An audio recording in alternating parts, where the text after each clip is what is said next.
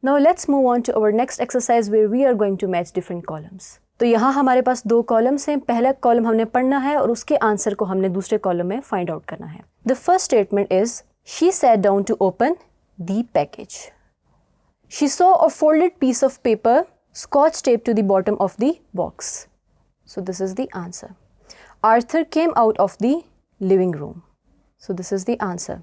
It won't take long to explain. The offer is completely genuine.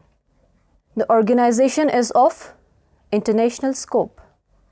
Are you sure you would not care to think about it for a day or so? So the answer is 8. He placed it on the table by the door. तो यहाँ पे हम उसका number लिखेंगे, third number. He looked at her reflection in the bathroom mirror. So the answer is fourth one. She took the card halves from her purse. So here we are done with the exercise of matching the columns. I hope you have understood it very well.